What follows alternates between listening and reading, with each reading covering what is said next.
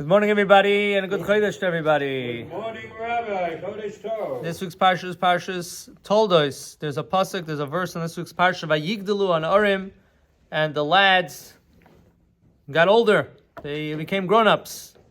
So it's brought down. What are we talking about? We're talking about Yitzchak's children, Yaakov and Esav. They got older. So it's brought down. Rashi says this, and based on the Medrash, Shebisha shenasu b'nei Yud Gimel Shana, when they became 13 years old, Zeh Pirush Labati Medrash, Zeh Pirush Labati. Yaakov went to the yeshiva to learn, and Esav went to go do trouble. He went to go serve idol worship and do other things. So they ask, it's brought down that Avraham was supposed to live to 180. He was supposed to live till 180 years old. Yitzchak lived till 180 years old. Yeah, so Avraham was also supposed to live to 180. The thing is, Avraham passed away 175. Why? Because that was a time when when his grandchildren became 13 years old. And by 13, you become a man. And you see what it is. God did not want Avraham to see that he has a grandson that is a troublemaker. He's going to see Esav. He's going to have a lot of pain from it. So Hashem wanted to save him that pain. So he took him back earlier 5 years he shouldn't see. So there's a question that asks like this. If you calculate, Yitzchak was 60 years old when his kids were born. And Avram, so comes out that in that case, if you calculate back when Avram and so on and so forth, it comes out Avram was only 173, not 175. So we're still missing 2 years. That means Avram saw his grandchildren till they were 15 years old. So the answer is, some Didas Balasakanim, one of the commentaries say that he saw them till he was 15.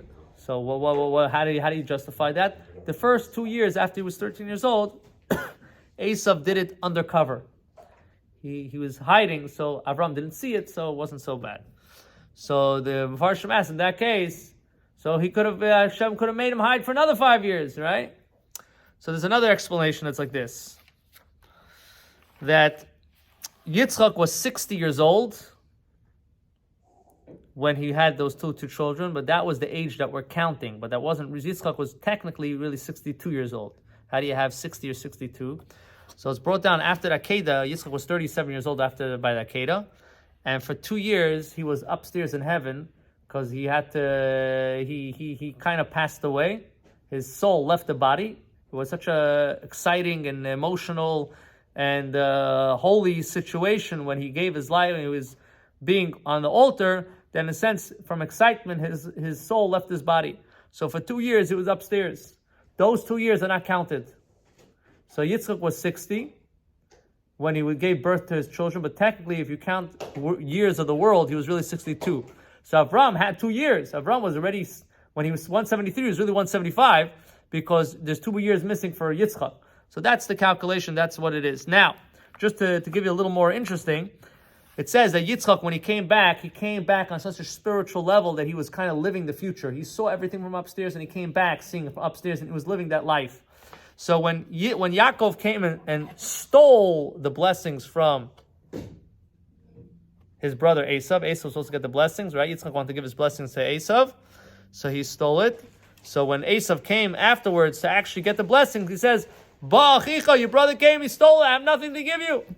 The Esav cries and he says, Father, can't you give me something? Then Yitzchak says, okay, you should have this fatty land. 1 second, what are you giving him? You gave away everything. How could you give it away twice?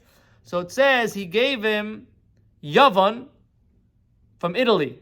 In Italy, there's a part of Italy that was not created, that was not around till much, much later. It says when King Solomon got married to all different, aristocrats or different representations of the daughters of different kings. So because of that, Gabriel was angry, and he put a stick into the sea, and a certain part of an island came up, or a certain part of land came up, and that was attached to Italy. That's a part of Italy. So, Sicily? I don't know. It says Yavon, so I have to see what it was exactly. I think it's Rome. but Greece could be Greece, but it's at that time I guess it's part of Italy or whatever. We have to know what it is on the map today, what it is on the map then. It's different maps. But anyway, it says it's in Italy. It's part of Italy. So Yitzchak gave him something from the future because Yitzchak was able to see the future because he was in a place that everything is all time and space is all really one.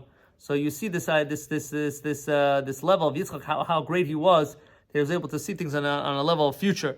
But anyway, Hashem should help that we should be able to learn from this to understand the true value of a mitzvah.